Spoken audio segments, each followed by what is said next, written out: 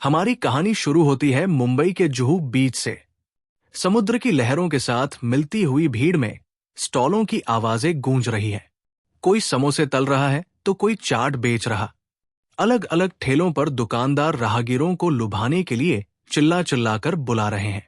कुछ ग्राहक मोलभाव में उलझे हुए हैं, जो मुंबईकरों के लिए रोजमर्रा की बात है। किसी बाहरी को यह हंगामा अजीब नहीं लगेगा। ऐसा ही एक सामान्य दिन है 24 वर्षीय आरव के लिए। मासूम चेहरे वाला आरव की आवाज इस शोरशराबे को काटती हुई अलग ही सुनाई दे रही थी। जैसे उसकी पुकार में एक अनोखा जादू था।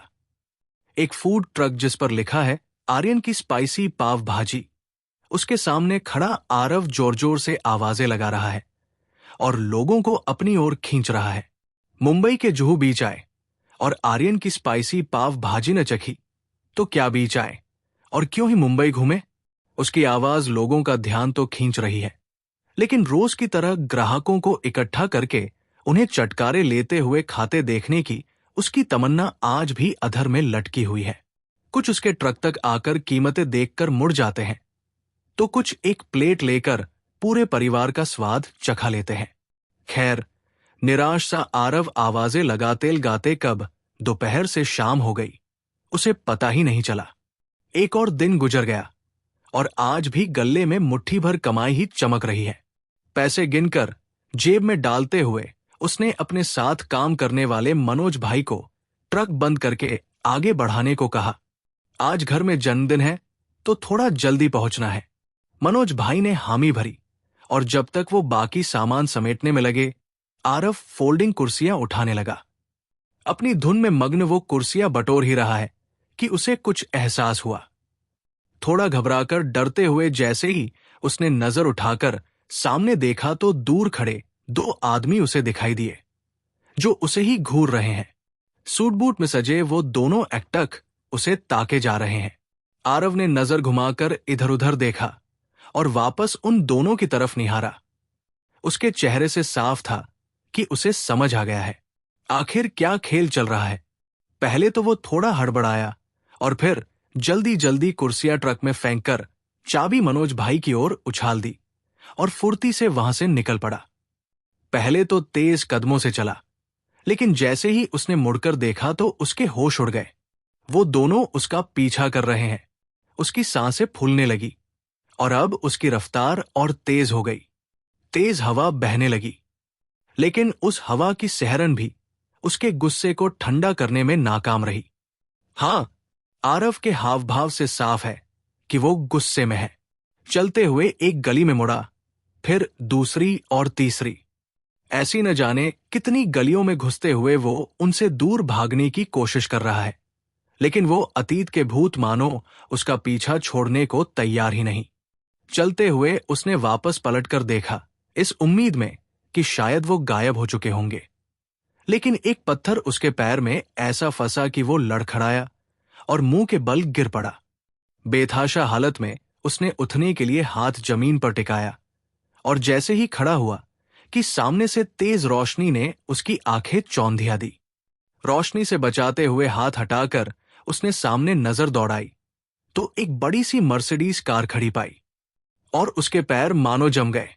उसके कानों के पास से गुजरती सनसनाती हवा ने जैसे उसके रोम रोम को सतर्क कर दिया। जिन अतीत के पन्नों को फाड़कर वो कब का जला चुका था, वो आज फिर उसके सामने लहरा रहे हैं। और फिर उस कार का दरवाजा खुला, जिसमें से एक आदमी निकलकर उसकी ओर बढ़ा। जिस किस्से को पिछले 15 सालों से वो रोज थोड़ा थोड़ा करके मिटा रहा था, वो आज उसके सामने आंखों में आंखें डालकर खड़ा मुस्कुरा रहा है। आरव इस आदमी को पहचानता था। आरव के सामने खड़े 58 वर्षीय आदमी के चेहरे और हाव भाव में ज्यादा कोई फर्क नहीं पड़ा है। साल जैसे ठहर गए थे और आज फिर उसके सामने नाच रहे हैं। काले सूट में सजा वो आदमी आरव की ओर गौर से देखते हुए उसे कार की तरफ चलने का इशारा करता है। आरव उसकी ओर देखता है और मुड़कर जाने को हुआ कि वो 2 आदमी भी, जो उसका पीछा कर रहे थे, उसके सामने आ खड़े हो गए। वो उन्हें धक्का देना चाहता था, लेकिन अपना गुस्सा काबू किया। हालांकि आरव तनाव में था, लेकिन उसे जाहिर नहीं होने देना चाहता था। आरव उन आदमियों को हटाते हुए जाकर उस कार में बैठ गया। उस आदमी ने रहस्यमय अंदाज में बाकी दोनों को कुछ संकेत किया और वो जाकर दूसरी कार में बैठ गए, जो उस मर्सिडीज के ठीक पीछे खड़ी है। उनके जाते ही उसने भी मुड़कर मर्सिडीज की ओर देखा और स्टाइल से चलते हुए जाकर पीछे आरव के पास बैठ गया। अंदर एक अजीब सी खींचतान का माहौल था। आरव ने उस आदमी से पूछा, तुम लोगों ने मुझे ट्रैक कैसे किया? एक कुटिल मुस्कान के साथ उस आदमी ने जवाब दिया, आपसे बेहतर कौन समझ सकता है कि हम जिसे तलाश लें उसे नर्क से भी खींच लाते हैं, और आप तो मुंबई में ही छिपे बैठे थे। क्यों, सही कहा ना मैंने, मिस्टर आरव ठाकुर? आरव के चेहरे पर बेचैनी छा गई जैसे ही उसने तेजी से कहा, मेरा नाम आरव ठाकुर नहीं, आरव कपूर है। हमें कोई फर्क नहीं पड़ता, लेकिन जो हमें चाहिए वो सिर्फ आपको ही दे सकता है। अब चाहे आप ठाकुर रहें या कपूर बनकर घूमें। और मैं भी तुम्हें बता चुका हूं, साफ साफ समझा चुका हूं कि जो तुम मुझसे मांग रहे हो वो मैं कभी नहीं दे सकता। उस आदमी के चेहरे पर निराशा झलकने लगी। उसने एक गहरी सांस ली और शांत होकर आरव की ओर देखा। तो मैं ये समझ लूं कि आप वाकई ठाकुर साहब यानी अपने दादाजी का न्योता ठुकरा रहे हैं? आरव तुरंत दरवाजे की ओर हाथ बढ़ाते हुए हां बोला, और जैसे ही दरवाजा खोलने को हुआ कि उस आदमी ने ड्राइवर को इशारा किया और दरवाजे ऑटोलॉक हो गए। आरव का आत्मविश्वास अब थोड़ा डगमगाने लगा और उसने हैरानी से उस आदमी की ओर देखा। तुम मेरे साथ जबरन नहीं कर सकते। वो आदमी हंसा। आपकी नसों में ठाकुर खानदान का रक्त बह रहा है। वो ठाकुर खानदान जो सिर्फ मुंबई में नहीं, भारत में नहीं, बल्कि पूरी दुनिया में मशहूर है। तो आपके साथ जबरदस्ती तो मैं कर ही नहीं सकता साहब। मेरा मतलब है, दादाजी को ये बिल्कुल पसंद नहीं आएगा। भाड़ में जाएं आपके साहब। आरव से अब बर्दाश्त नहीं हो रहा और वो सच का सामना करता है। जिस पल उन्होंने चुपचाप खड़े होकर मुझे और मेरी मां को उस घर से अपने बेटे के हाथों अपमानित होते देखा, उसी लम्हे से उनके साथ मेरे सारे बंधन टूट चुके थे। और ये कहते ही आरव के सामने 15 साल पुराना अतीत चमक उठा। उसकी मां जमीन पर गिरी पड़ी है। उसके माथे से खून बह रहा है और कोई उसे पीट रहा है। 8 साल का आरव इस भयावह दृश्य को देख रहा है। पास में खड़े दादाजी कुछ नहीं कह रहे थे। अतीत के इस मंजर से आरव को उस काले सूट वाले आदमी ने बाहर निकाला। आप भी तो जानते हैं कि वो ऐसा नहीं चाहते थे। उन्हें मजबूरन वो कदम उठाना पड़ा। हां, उन्होंने मैडम के साथ अन्याय किया, लेकिन वो आप दोनों को कभी खुद से अलग नहीं करना चाहते थे। लेकिन आरव पर उस आदमी की बातों का कोई असर नहीं हो रहा, बल्कि जितना वो बोलता जा रहा है उतना ही आरव का क्रोध भड़कता जा रहा है। 2 साल से दादाजी की सेहत लड़खड़ा रही है। उन्होंने ही आदेश दिया कि हम आपको किसी भी कीमत पर लाएं। मुझे भी समझ नहीं आता कि ऐसा क्या रहस्य है, लेकिन उनका साम्राज्य अब आपके बिना नहीं संभलेगा, ये तो स्पष्ट है। आरव बहुत गंभीर लहजे में उस आदमी से कहता है, ये सब किस्से मेरे दिल को छू नहीं सकते। मैं उस महल में पैर नहीं रखूंगा, क्योंकि वहां वो शख्स रहता है जिसने मेरी मां को रौंदा था। और यही दादाजी थे जिन्होंने अपने बेटे को रोकने की जहमत तक नहीं उठाई। अब उन्हें मुझसे क्या दरकार है? जाओ और उनसे कह दो कि मुझे अपनी जिंदगी अपने तरीके से सुकून से जीने दो। आरव, ये क्या बेहुदा बातें कर रहे हो? जरा सोचो, आप एक ठाकुर होकर किस खानदान से रिश्ता तोड़ना चाहते हो, और दूसरी ओर इस खानदान की इज्जत, रुतबा, वैभव देखकर दुनिया का हर इंसान जुड़ना चाहता है। लेकिन वो मुमकिन नहीं, क्योंकि उनके पास वो नहीं जो आपके पास है।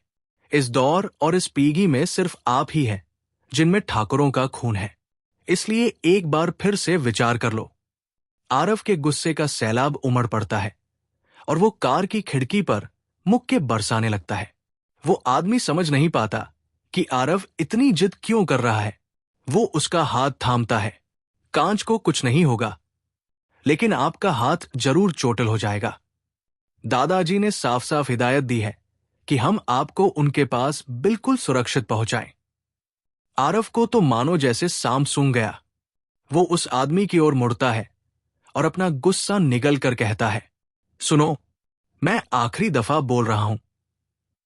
15 साल का वो काला दिन मैं कभी नहीं भूल सकता, और मुझे नहीं लगता कि दादाजी, मेरा मतलब है साहब, भी कभी भूल पाएंगे। और अगर वो भूलना चाहे भी तो मैं उन्हें याद दिलाता रहूंगा। उस दिन साहब के बेटे ने मेरी मां को अपमानित किया, उनके सम्मान को कुचला, उनका विश्वास तोड़ा, उनकी हैसियत 2 कौड़ी से भी बदतर बना दी। उस दिन मेरी मां के साथ जो सलूक हुआ उस घर में, उन्हें जैसे साहब के बेटे ने ठोकर मारकर बाहर फेंका। और क्या कसूर था उनका? यही ना कि वो, कहते हुए आरव अचानक रुक गया। क्या हुआ था उस दिन? ऐसा क्या किया था आरव की मां ने जिसके चलते उन्हें ठाकुर परिवार से उनके पति ने अपमानित करके बाहर निकाल दिया था? और आज अचानक आरव को लेने क्यों आए?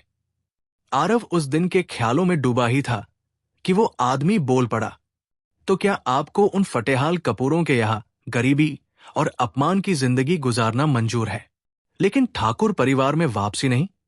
आरव को जैसे कपूर परिवार का जिक्र सुनकर कोई फर्क ही नहीं पड़ा, और वो तपाक से बोला, ठाकुर परिवार को सिर्फ धन दौलत और शोहरत से मतलब है। क्या तुम्हारे दिमाग में ये नहीं घुस रहा कि ये मसला पैसे या रुतबे का नहीं, इज्जत और आत्मसम्मान का है? जिस घर में वो आदमी सांस लेता हो, जिसने मेरी मां की बेइज्जती की, मैं उसकी दहलीज पर कदम नहीं रखूंगा। जाओ और अपने साहब से कह दो।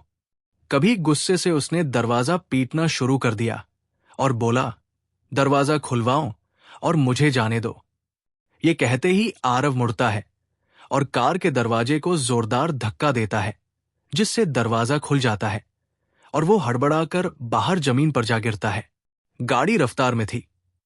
आरव सड़क पर लुढ़कते हुए पीछे की ओर गिरता जाता है, लेकिन मर्सिडीज के पीछे से एक ट्रक आरव की ओर तेजी से बढ़ रहा था। तभी ये देखते हुए काले सूट वाला आदमी अपनी जेब से एक रिवॉल्वर निकालता है और ट्रक के टायर पर फायर कर देता है।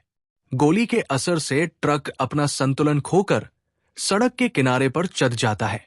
आरव की जान बच जाती है, लेकिन इससे पहले कि वो आदमी आरव को जबरन वापस खींचे, वो जैसे तैसे उठता है और भागना शुरू कर देता है। आरव के चेहरे पर सालों का दबा गुस्सा साफ झलक रहा था। उसके दिमाग में हजारों विचार तूफान की तरह घूम रहे थे। आरव के कानों में उसके पिता की आवाज गूंजने लगती है, तुम्हारी हरकत ने ठाकुर खानदान की साख पर धब्बा लगा दिया है। जो तुमने किया उसकी सजा सिर्फ एक है, तुम्हें ये घर हमेशा के लिए छोड़ना पड़ेगा। एक 24 साल के लड़के ने अपनी पत्नी और आरव की मां से कहा। जवाब में आरव की मां ने भी कहा, चली तो जाऊंगी, लेकिन पूरा सच अभी भी छिपा हुआ है। हिम्मत हो तो सबके सामने खोल कर दिखाओ।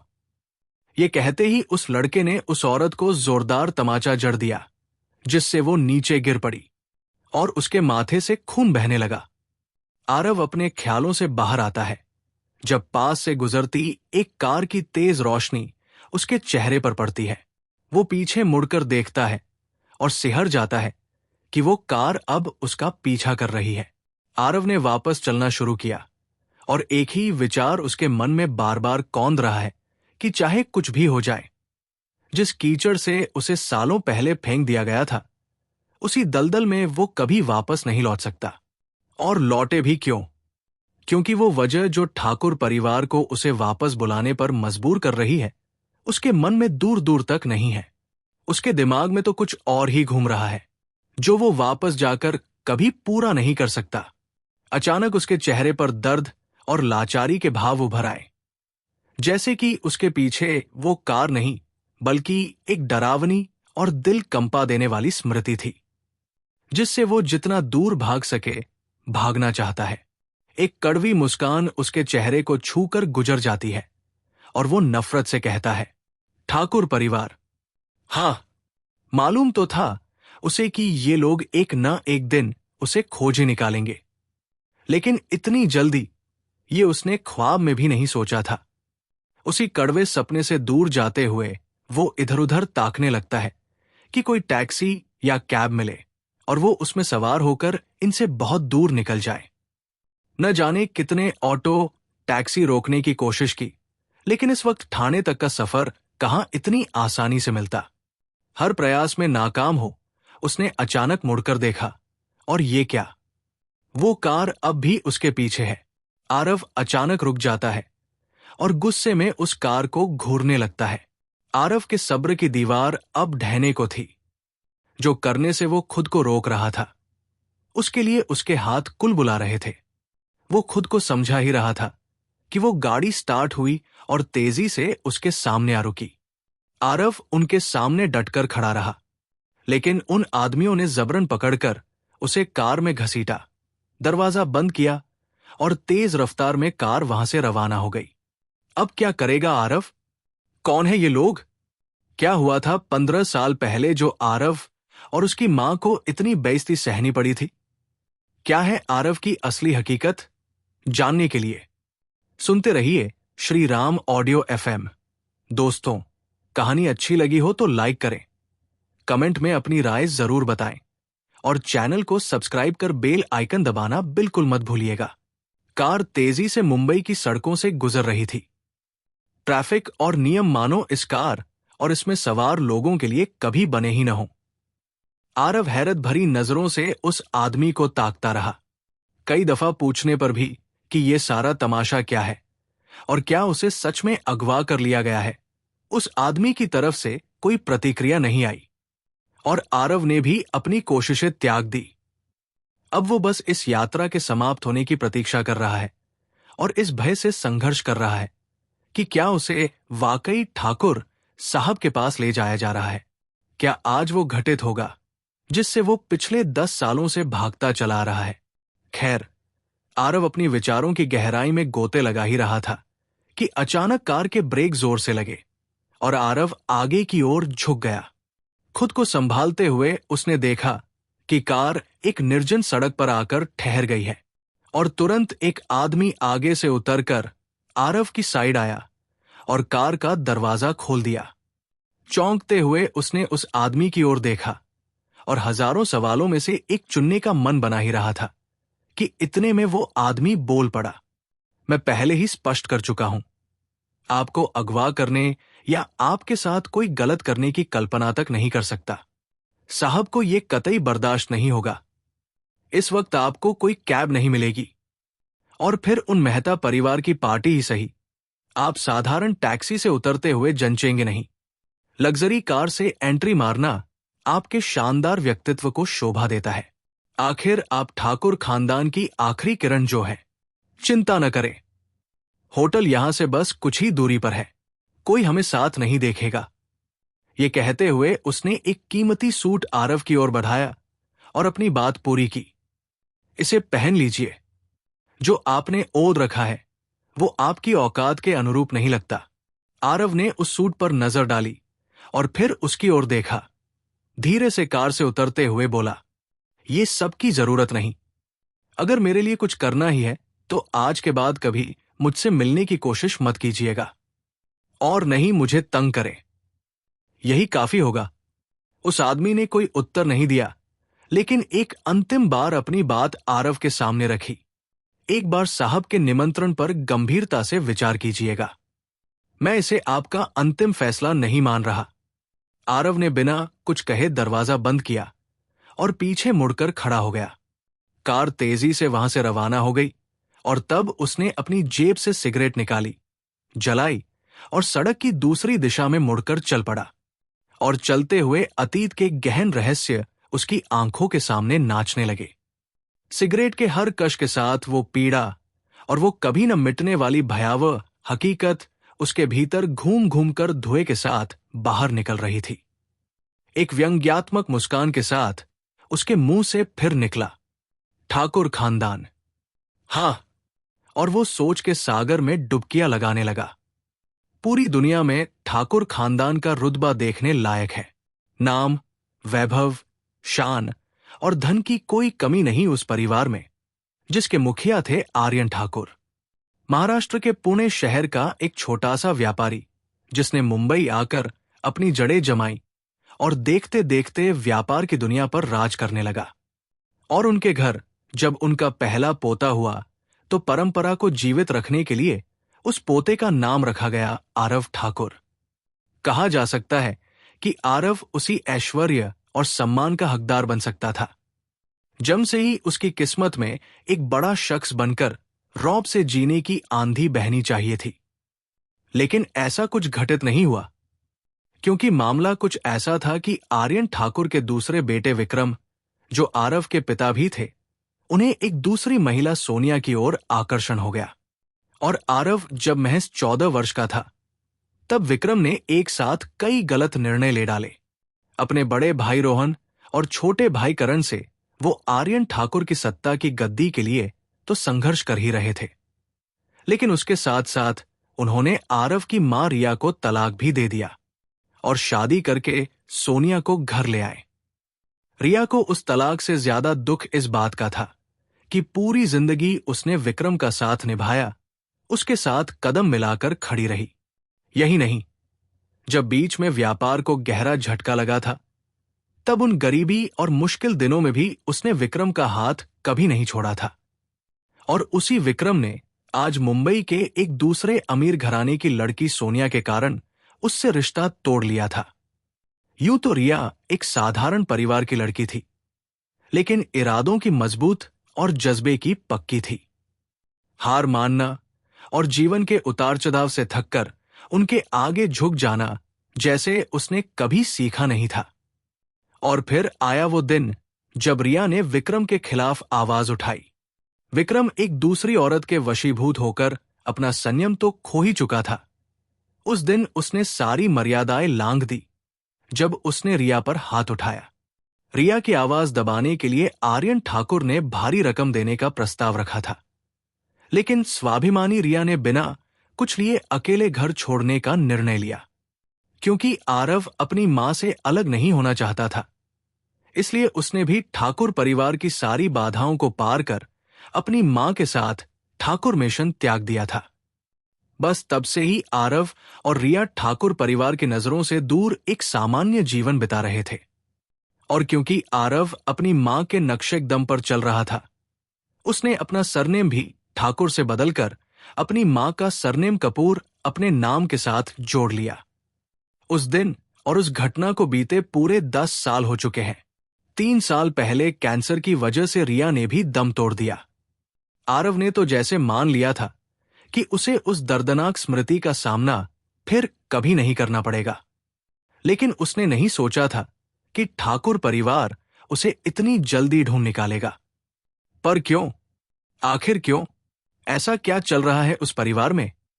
इतना बड़ा शक्तिशाली और राजनीतिक संपर्कों वाला परिवार को आखिर इतने सालों बाद अब आरव की क्या आवश्यकता पड़ गई? क्यों साहब, मतलब आर्यन ठाकुर अब आरव को वापस ठाकुर परिवार का हिस्सा बनाकर ठाकुर मिशन में लाना चाहते हैं? ये सवाल उसके अंदर तूफान मचा ही रहे थे कि उसने देखा उसकी सिगरेट खत्म हो चुकी है। आखिरी कश खींचकर उसने सिगरेट फेंकी, जूते से कुचली और उसके साथ ही ठाकुर परिवार से जुड़ी कोई भी याद भी अपने पैरों तले मसल दी और सड़क के दाएं मोड़ से घूमकर कोलाबा के ताज पैलेस होटल की ओर तेज कदम बढ़ाने लगा। ताज पैलेस में आज मेहता परिवार के सबसे बड़े बेटे की इकलौती बेटी प्रिया मेहता की शादी है। माहौल भव्य है और ये अवसर भी, क्योंकि प्रिया की शादी होने जा रही है शहर के एक और प्रसिद्ध और प्रभावशाली परिवार खान के छोटे बेटे रोहन खान से। शहर में बहुत कम ऐसे मौके आते हैं जब इतना विशाल गठबंधन देखने को मिलता है। अब क्योंकि ये दिन और ये शादी इतनी महत्वपूर्ण है, तो शहर के सभी बड़े बड़े प्रभावशाली लोगों को यहां आमंत्रित किया गया है। बड़े उद्योगपति, व्यापारी, नेता, अभिनेता, कई खास व्यक्तित्व आज यहां पहुंचने वाले हैं और उन्हीं के बीच होंगे मेहता परिवार के लोग भी, जिनके साथ आरव का एक गहरा बंधन जुड़ चुका है। वरना आज के समय में आरव का जो स्तर है, उसके साथ वो ताज पैलेस जैसे आलीशान होटल में कदम रखने का सपना भी नहीं देख सकता था। लेकिन क्या ऐसा रिश्ता था आरव का मेहता परिवार के साथ?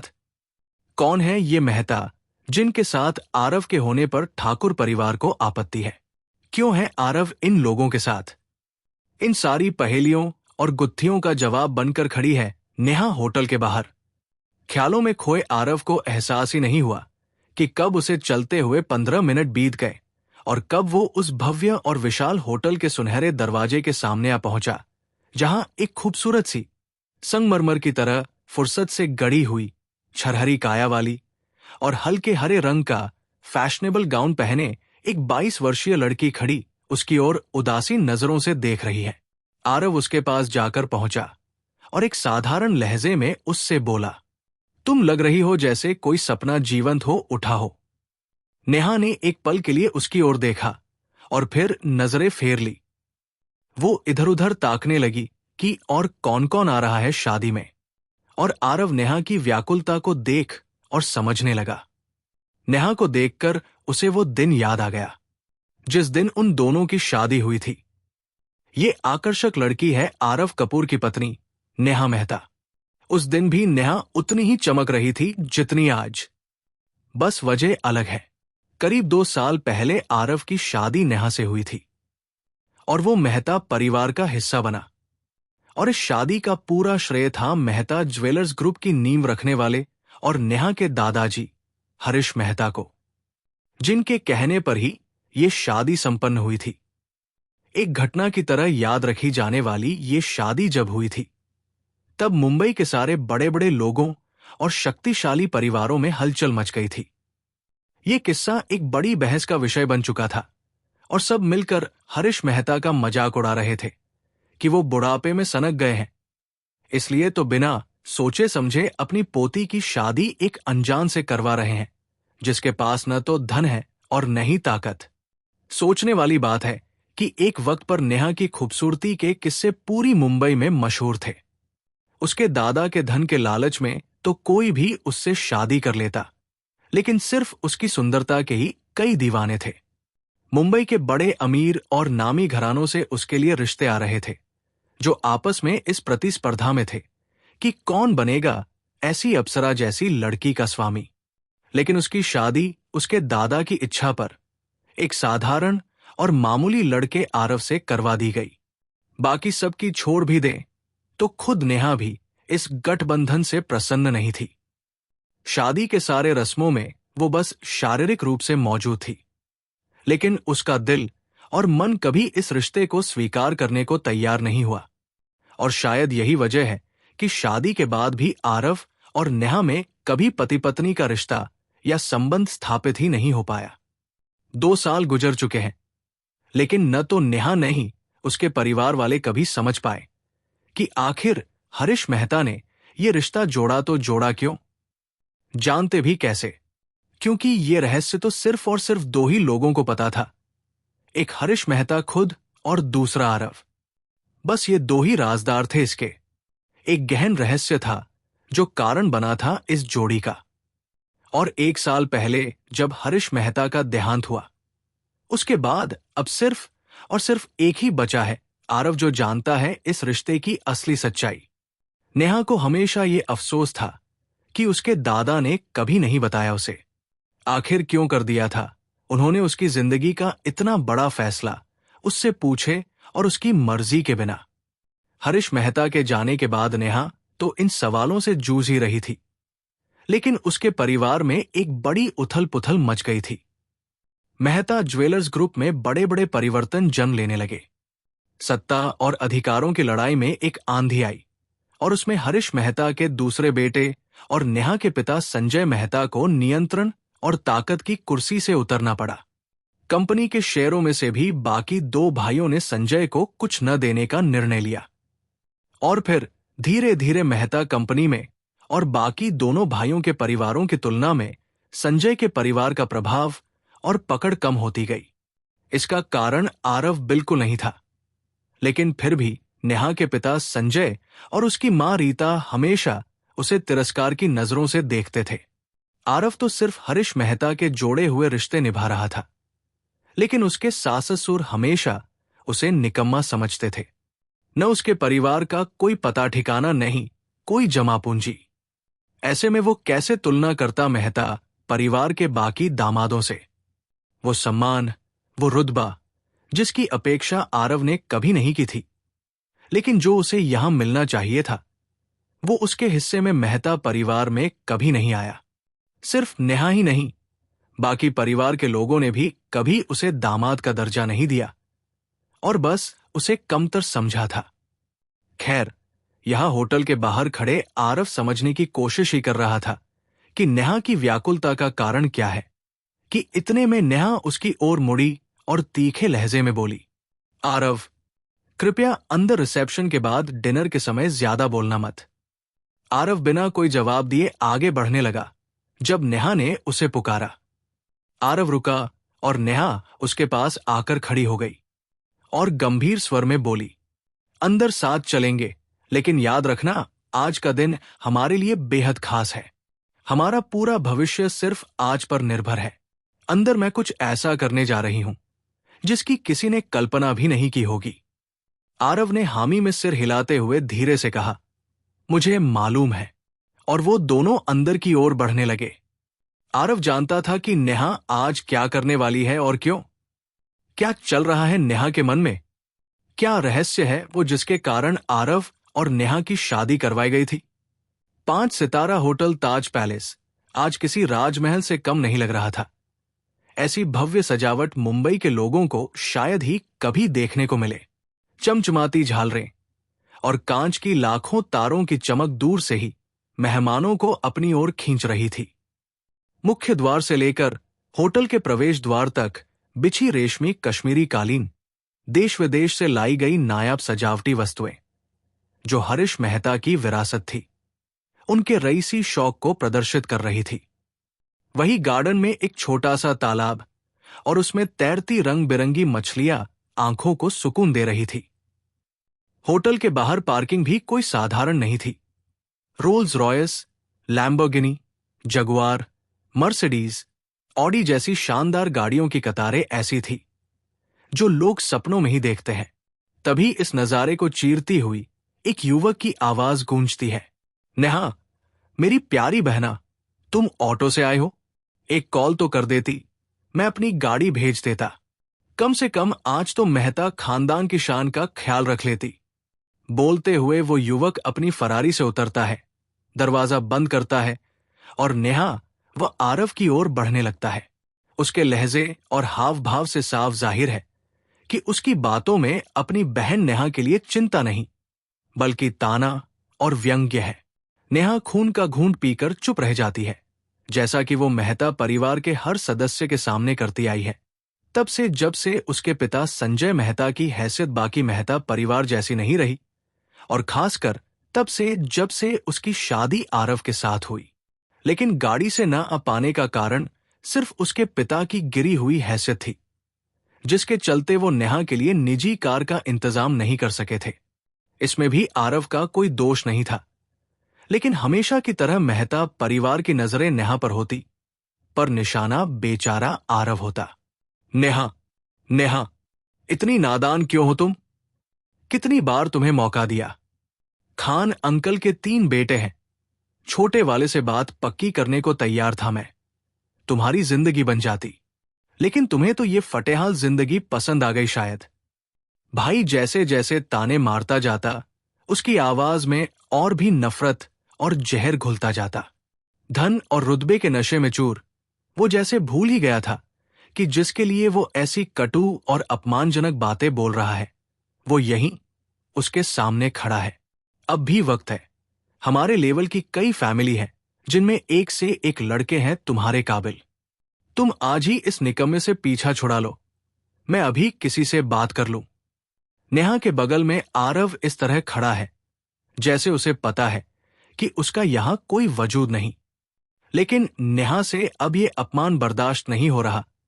वो धीमी मगर गुस्से भरी आवाज में कहती है, रोहन, तुमने बहुत कुछ कह दिया, अब और क्या बाकी है? क्या?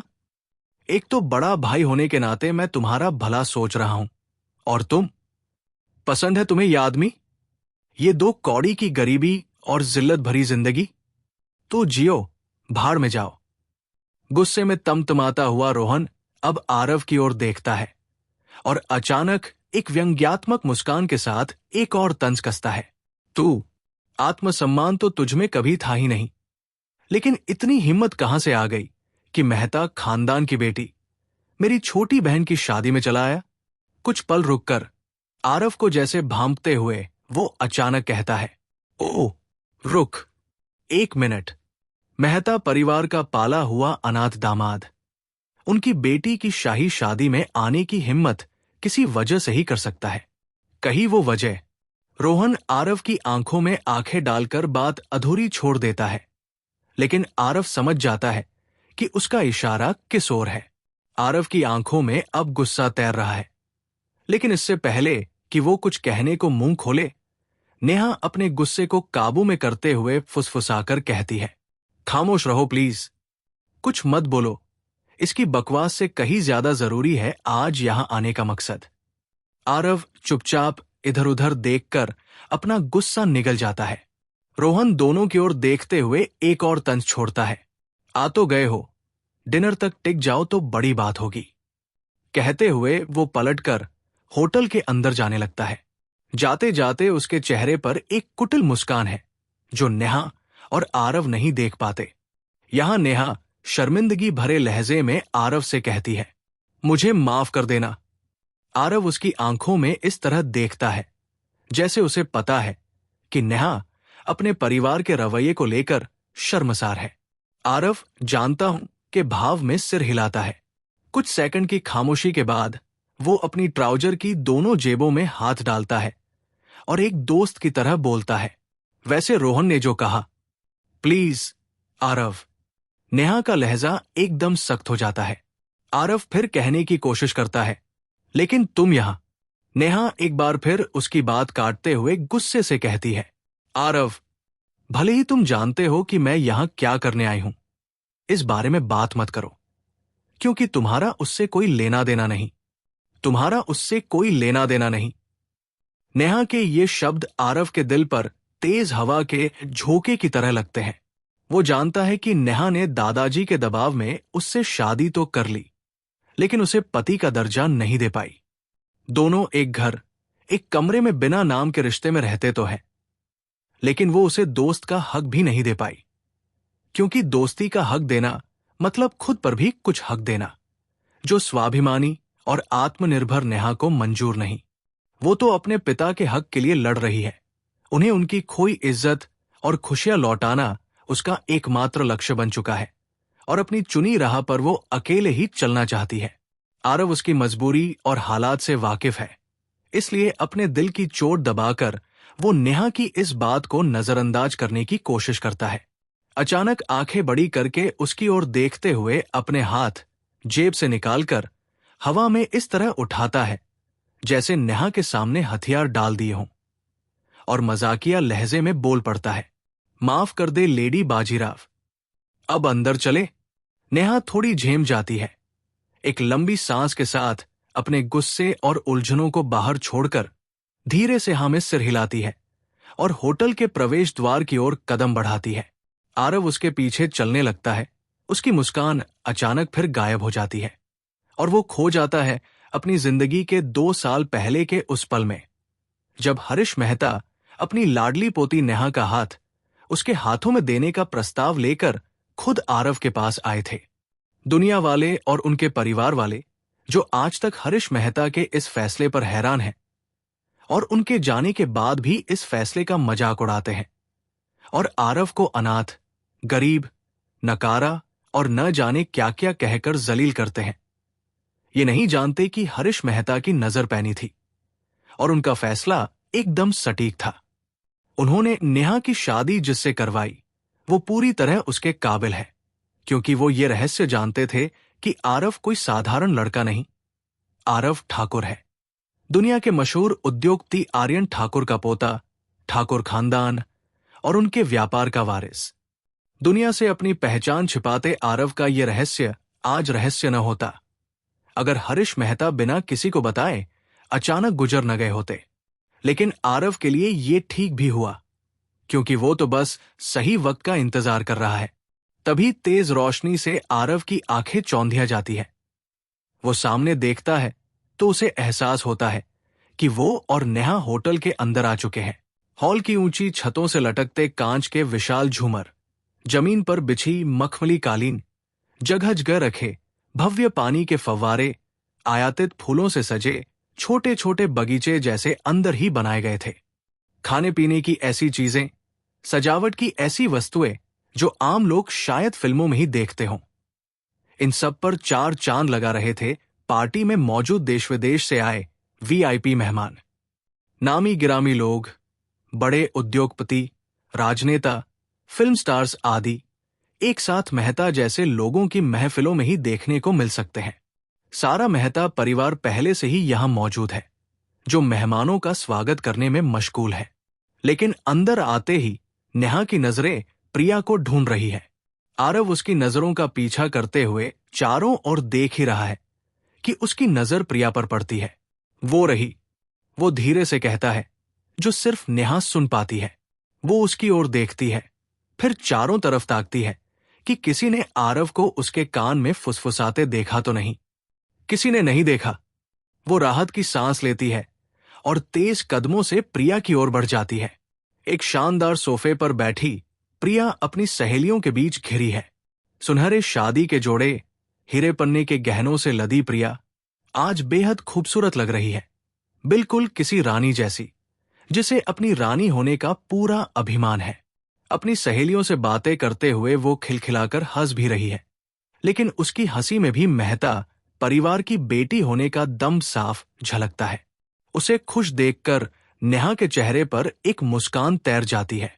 वो उसके पास पहुंचकर उसे शादी का तोहफा देते हुए दिल से कहती है, बधाई हो प्रिया, तुझे सारी दुनिया की खुशियां मिले। तू हमेशा ऐसे ही मुस्कुराती रहे। लेकिन नेहा को देखते ही प्रिया के चेहरे की हंसी और खुशी दोनों गायब हो जाती है। उसकी सहेलियां नेहा को देखकर थोड़ा हटकर आपस में बातें करने लगती है, शायद नेहा के बारे में ही। कोई उसे ताने भरी नजरों से देख रहा है, कोई दया भरी। फिर वो आपस में बातों में मशगूल हो जाती है।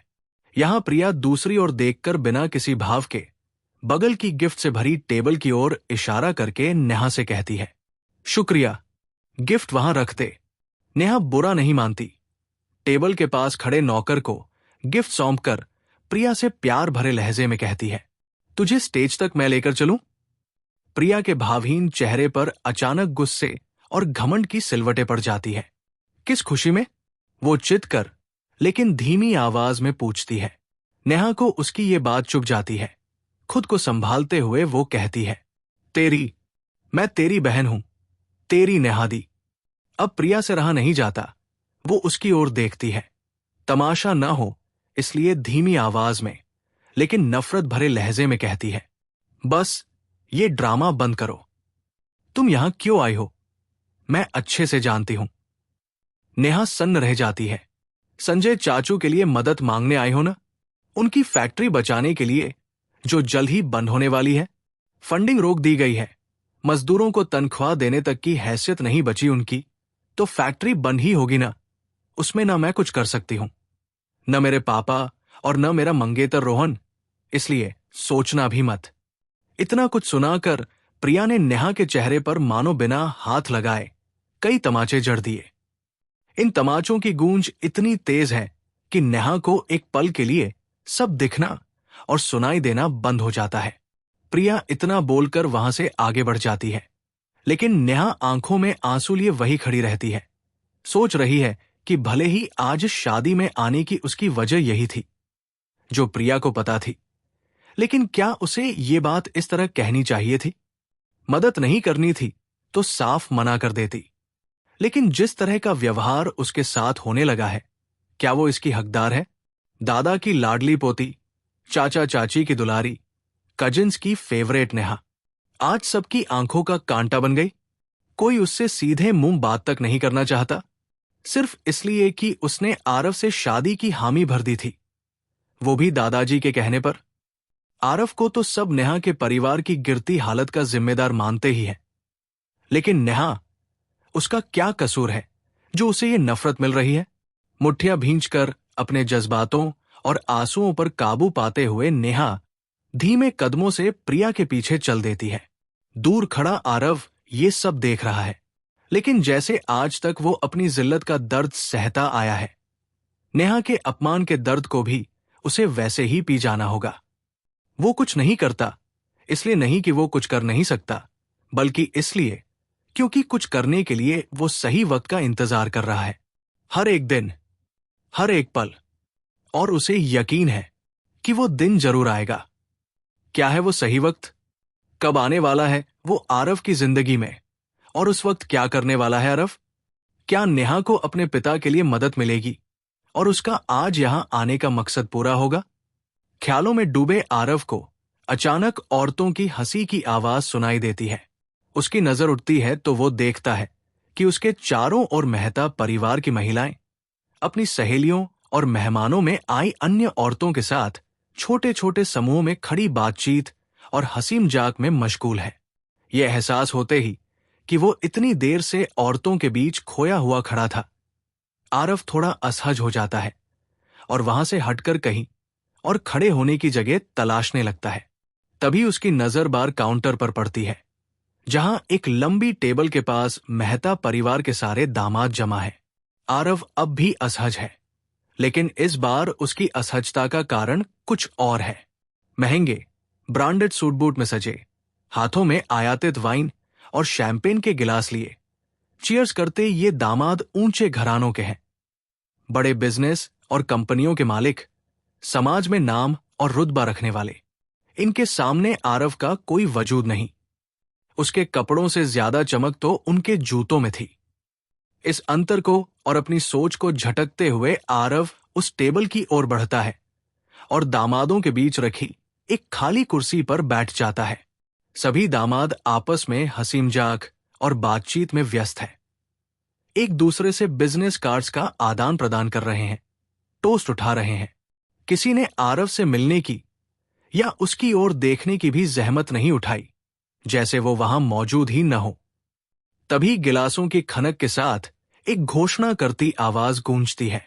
लगता है सभी मेहमान आ चुके हैं। अब वक्त है कि इस शानदार शाम के नाम एक जाम उठाया जाए। भीड़ को चीरता हुआ रोहन, हाथ में वाइन का गिलास हवा में लहराते हुए उस ओर बढ़ता है। उसे आते देख सभी दामाद मुस्कुराते हुए उसका स्वागत करते हुए अपनी अपनी कुर्सियों से खड़े हो जाते हैं। उनमें से एक चापलूसी भरे लहजे में कहता है, अरे रोहन भाई, एक जाम तो आपके नाम भी होना चाहिए। आप तो हर दिन एक टोस्ट के हकदार हैं। रोहन के चेहरे पर गर्व भरी मुस्कान तैर जाती है, लेकिन खुद को शालीन दिखाने के लिए वो बोल उठता है, हकदार तो आप लोग भी कम नहीं। मेहता खानदान के 4 दामाद और आज 5वां रोहन खान भी इस सूची में शामिल होने जा रहा है। आज मैं बेहद खुश हूं। मेहता खानदान के 6 दामाद हैं, लेकिन छठा है आरव, जिसे रोहन ने गिनती में शामिल करना जरूरी नहीं समझा। लेकिन आरव को ऐसी बेइज्जती की आदत सी हो चुकी है, इसलिए वो शांत बैठा रहा। रोहन मेहता परिवार के तीसरे भाई अनिल मेहता का बेटा है और इसलिए उनके बिजनेस की तीसरी शाखा उसके नाम है। लेकिन उसकी दौलत, शोहरत और ताकत परिवार के चारों दामादों को मिलाकर भी सबसे ज्यादा है। तीसरा और छोटा भाई होने के बावजूद अनिल की बिजनेस में स्थिति और रुतबा सबसे बड़े भाई अमर मेहता के बराबर है। पिता के खानदानी बिजनेस में वर्चस्व और खुद की ऊंची हैसियत रोहन के सिर पर भूत की तरह सवार है। वो खुद को शहर और परिवार का शहजादा मानता है। पार्टियों में आकर्षण का केंद्र बनना, तारीफें बटोरना और सलामी लूटना जैसे उसका नशा हो। इसलिए सभी मेहमानों का उसके टोस्ट पर खड़े हो जाना, लेकिन आरव का बैठा रहना उसे बिल्कुल पसंद नहीं आया। क्या बात है आरव, मेरे टोस्ट पर सब खड़े हो गए, लेकिन तुम नहीं। इसका क्या मतलब समझूं? क्या तुम मुझे इस लायक नहीं मानते? रोहन ने भरी भीड़ में शब्दों का चयन तो सोच समझ कर किया, लेकिन आरव को घूरती उसकी आंखों में जो गुस्सा था, उसे सबने पढ़ लिया। आरव ने भी। रोहन अब थोड़ी ऊंची आवाज में बोला, मैंने तुम्हें ड्रिंक इसलिए ऑफर की ताकि तुम कोने में अकेले बैठकर अपनी औकात का एहसास न करते रहो। इस भव्य पार्टी में अपनी हैसियत से कहीं बड़े माहौल में फिट हो सको। और तुम मुझे मना करोगे? तुम हो क्या? आरव ने तो कुछ कहा भी नहीं था, लेकिन सबकी नजरें उस पर टिक गई, जिससे वो थोड़ा असहज हो गया। जैसे ही वो खड़ा हुआ, छपाक की आवाज के साथ वाइन उसके चेहरे पर आ गिरी, जो रोहन ने अपने गिलास से उछाल दी थी। वहां मौजूद सभी मेहमान सन्न रह गए। बार काउंटर के आसपास सन्नाटा छा गया, जिसे तोड़ते हुए रोहन बोला, आरव, मैं तुम्हें वाइन ऑफर कर रहा हूं और तुम मना कर रहे हो। मैंने ऐसा क्या कर दिया? क्या तुम मेरी इज्जत नहीं करते? रोहन के अचानक सनकी जैसा बदला लहजा एक पल के लिए आरव को भी चौंका देता है। फिर अगले ही पल उसे याद आता है कि ये रोहन मेहता है, जो उसे नीचा दिखाने के लिए कुछ भी कर सकता है। शराब से भीगे आरव के चेहरे को उसकी गर्मी महसूस हो रही थी। उसके कपड़े भी शराब और उसकी गंध से तर हो गए थे। सबने अपनी आंखों से सब कुछ देखा, लेकिन किसी की हिम्मत नहीं थी कि कुछ कहे। आरव का साथ देना तो दूर, वे अब भी उसे तिरस्कार और अपमान की नजरों से देख रहे थे। आज रोहन ने सारी हदें पार कर दी। आरव का गुस्सा सातवें आसमान पर था। उसने मुट्ठियां भींची और रोहन की आंखों में इस तरह देखा जैसे आज उसकी खैर नहीं। एक पल के लिए रोहन भी हक्का बक्का रह गया, लेकिन इससे पहले कि आरव अपनी मुट्ठी को घूंसा बनाकर रोहन के चेहरे पर जड़ता, उसे नेहा याद आ गई। उसे नेहा की वो जद्दोजहद याद आ गई जो वो अपने पिता के लिए कर रही थी। और आरव का हाथ वहीं रुक गया, क्योंकि अगर वो नहीं रुकता तो नेहा की जिंदगी और मुश्किल हो जाती। उसकी सारी कोशिशें बेकार चली जाती।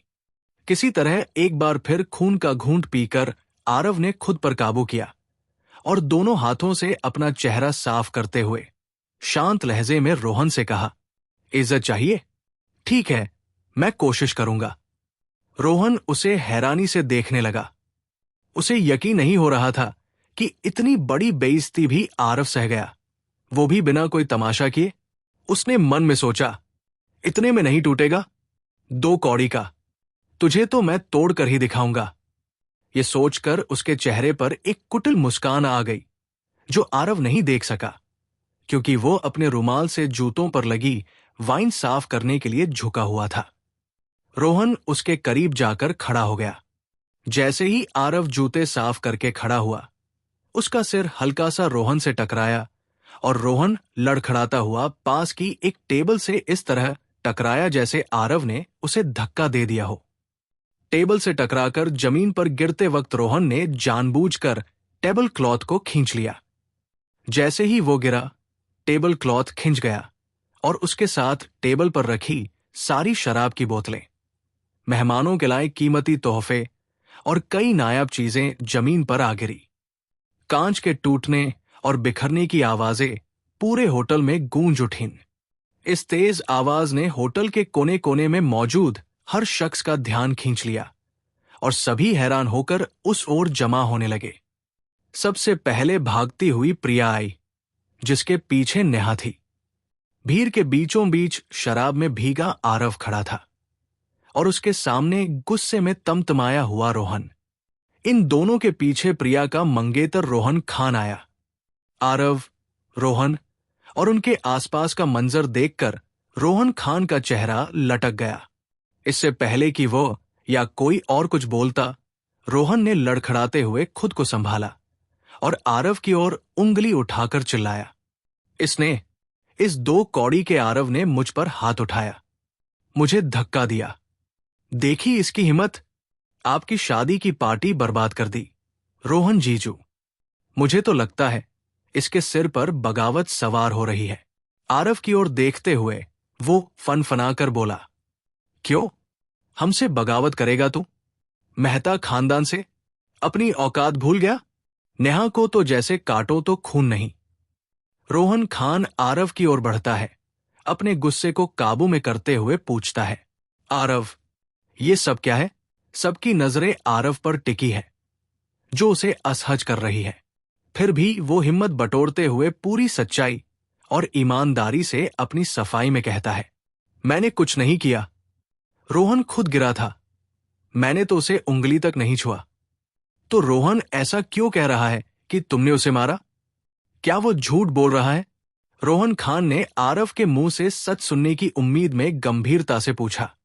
मेरी बात पर यकीन नहीं तो इन सबसे पूछ लो, रोहन। इन्होंने सब देखा जो यहां हुआ। मैंने कुछ नहीं किया, आरव ने बिना हिचकिचाए रोहन खान से कहा। तभी रोहन बीच में कूदकर आरव पर इल्जाम लगाते हुए बोल पड़ा। हां, पूछ लो जीजू। मैं तो खुशी से टोस्ट उठा रहा था। ये बीच में आया और मुझसे उलझने लगा। मैंने नजरअंदाज किया, लेकिन इसने मुझे धक्का दे दिया। रोहन ने जहर भरी नजरों से आरव की आंखों में देखा, फिर रोहन खान की ओर मुड़कर बोला, अगर ये आपकी और मेरी बहन की शादी की पार्टी न होती, रोहन जीजू, तो मैं कसम खाता हूं, आज मैं इसे कहीं का नहीं छोड़ता, इसके हाथ पैर तोड़ देता। रोहन खान ने रोहन की पूरी बात सुनी और फिर मेहता खानदान के बाकी दामादों की ओर मुड़कर शांति से पूछा, मेरी समझ में कुछ नहीं आ रहा। प्लीज आप लोग बताइए कि आखिर हुआ क्या था? रोहन ने कुछ सेकंड के लिए चालाकी से सभी दामादों से नजरें मिलाई और वे समझ गए कि क्या कहना है। जैसे ही रोहन ने कहा, मुझे तो लगता है आरव ने फ्री की ड्रिंक्स देखकर कुछ ज्यादा ही चढ़ा ली। हां, खुद भी पी और कपड़ों को भी पिलाई। एक दामाद बोल पड़ा। दूसरा बोला, देखिए न, इसके पूरे शरीर से शराब की बू आ रही है, इतना क्यों पीना कि होश खो दो? तभी तो उठकर आया और रोहन भाई पर हाथ उठा दिया। बाकियों ने भी गंभीर भाव से हां में हां मिलाई। हां, हमने भी देखा, आरव ही आया था रोहन भाई से पंगा लेने। आरव हतप्रभ सा उनकी ओर देख रहा है। उसे यकीन नहीं हो रहा कि उसके साथ खड़े खड़े लोग इतना बड़ा खेल खेल गए। फिर उसे ख्याल आया कि क्यों नहीं खेलेंगे, वे तो रोहन के मोहरे हैं। रोहन इस खानदान का सबसे मजबूत खिलाड़ी है। उसके खिलाफ जाना मतलब सब कुछ दांव पर लगाना, वो भी मेरे जैसे के लिए, जिससे उन्हें कुछ हासिल नहीं होने वाला। ये सोचकर उसके चेहरे पर एक हल्की मुस्कान तैर गई। इसके बाद उसने होंठ लेना ही बेहतर समझा, क्योंकि यहां उसकी सुनेगा कौन? भले ही उसकी कोई गलती नहीं, लेकिन मेहता खानदान में अपने बचाव में कुछ कहने का न उसे हक है, न उसकी हैसियत। कुछ पलों के सन्नाटे के बाद मेहमानों ने बेरमी से अपने व्यंग के तीर आरव पर छोड़ने शुरू किए। कैसा शख्स है ये? कितना नीच! मुझे तो समझ नहीं आता, ये इस पार्टी में आया कैसे? मेहता वालों ने इसे आने कैसे दिया? इनमें से एक आवाज ने आरव का ध्यान अपनी ओर खींचा। किसी लायक नहीं तुम, कम से कम ऐसी नालायकी तो मत करो। ये नेहा थी, जिसकी आंखों में शर्मिंदगी और गुस्से के आंसू थे। आरव की ओर बढ़ते हुए वो गुस्से से कहती है, पूरी पार्टी बर्बाद कर दी तुमने। क्यों आरव? आरव ने जो किया, उसके बाद वो यहां जो करने आई थी, वो कैसे करती? किस मुंह से प्रिया और रोहन खान से अपने पापा के लिए मदद मांगती? आरव, अभी के अभी प्रिया और रोहन से माफी मांगो। नेहा की भीगी आंखें देखकर आरव गुस्से में अपने दांत पीसकर रह जाता है। फिर खुद को शांत करते हुए नेहा के कहने पर प्रिया और रोहन खान की ओर मुड़कर शांति से कहता है, मुझे ऐसा नहीं करना चाहिए था, आपकी पार्टी खराब करने के लिए। मैं वाकई माफी मांगता हूं। यह सुनकर रोहन के मुंह से हंसी सी छूट जाती है, लेकिन वो उसे दबाते हुए सोचता है, मैंने कहा था तू इस पार्टी में टिक नहीं सकता, मैं तुझे टिकने कैसे दे सकता हूं? लेकिन भगाने से पहले ये खेल खेलना भी जरूरी था, वरना मेरा टाइम पास कैसे होता? यहां प्रिया आरव के पास आती है और कहती है, एक तो तुमने इतना बड़ा तमाशा किया, ऊपर से मेरे भाई को फंसाने की कोशिश भी। तुम्हारी इन्हीं हरकतों की वजह से मैं तुम्हारी इज्जत नहीं करती। प्रिया गुस्से में थी, लेकिन रोहन खान शर्मिंदगी से ज्यादा भरा था। मेरे दूर दूर से आए इज्जतदार मेहमानों की इज्जत भी तुमने नहीं रखी, उनके लाए कीमती तोहफे तोड़ दिए। तुम्हारी इस गलती की माफी तो मैं नहीं दे सकता। मैं इस नुकसान के पैसे भी तुमसे नहीं लूंगा। तुम बस यहां से चले जाओ और कृपया दोबारा मेरी आंखों के सामने मत आना। इतना कहकर रोहन खान दूसरी ओर देखने लगा, आरव के जाने का इंतजार करने लगा। आरव ने उसकी ओर देखा, फिर बिना कुछ कहे चुपचाप बाहर निकलने के लिए दरवाजे की ओर कदम बढ़ा दिए। जैसे ही वो जाने के लिए मुड़ा, प्रिया ने तेज आवाज में नेहा से कहा, नेहा, तुम अपने पापा की फैक्ट्री बचाने के लिए मेरी मदद चाहती हो ना? तो इस बेकार इंसान को जल्द से जल्द तलाक दे दो। मैं इसकी शक्ल तक नहीं देखना चाहती। इसे तलाक दोगी तभी मैं तुम्हारी मदद करूंगी। ये सुनकर आरव के कदम एक पल के लिए रुक गए, लेकिन उसने न पलटकर देखना ही बेहतर समझा और तेजी से होटल से बाहर निकल गया। बाहर निकलकर उसने एक सिगरेट जलाई और सोच में डूब गया कि नेहा क्या फैसला लेगी। घर चले, आवाज सुनकर आरव ने चौंक कर पीछे देखा तो नेहा खड़ी थी। आंसुओं से उसका काजल फैल गया था, लेकिन उसे वहां देखकर आरव को एक सुकून सा मिला। चलते हैं, लेकिन पापा के लिए अब दूसरा रास्ता क्या निकालोगी? नेहा ने फिर नाराजगी भरे लहजे में कहा, तलाक तो हमारा एक न एक दिन होगा, लेकिन किसी और के कहने पर नहीं। जब मैं चाहूंगी तब। 2 सेकंड की खामोशी के बाद वो कहती है, पापा के लिए दूसरा रास्ता निकाल लेंगे। अब इनसे बात नहीं करनी। तुम्हारी बेइज्जती मतलब मेरी बेइज्जती। आखिर हम एक ही तो है। नेहा के ये आखिरी 4 शब्द आरव के दिल को छू गए। कुछ कदम शांति से चलने के बाद नेहा ने अपने आंसू पोंछते हुए धीरे से कहा, मैंने अंदर तुमसे जो कुछ कहा उसके लिए माफी मांगती हूं। कुछ समझ नहीं आया। ठंडे दिमाग से सोचा तो लगा कि तुम रोहन पर बिना वजह हाथ क्यों उठाओगे, और तुम तो पीते भी नहीं। आरव के कदम वहीं रुक गए। उसने नेहा की आंखों में देखकर पूछा, भरोसा है तुम्हें मुझ पर? नेहा ने तुरंत कहा, हां है, थैंक यू।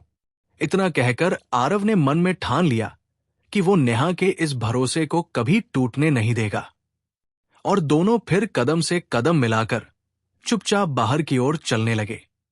क्या ये एक नए रिश्ते की शुरुआत है? क्या नेहा आरव को तलाक देने का अपना फैसला बदलेगी? आज आरव के साथ पार्टी में जो हुआ उसका अंजाम क्या होगा? दोस्तों, कहानी अच्छी लगी हो तो लाइक करें, कमेंट में अपनी राय जरूर बताएं और चैनल को सब्सक्राइब कर बेल आइकन दबाना बिल्कुल मत भूलिएगा।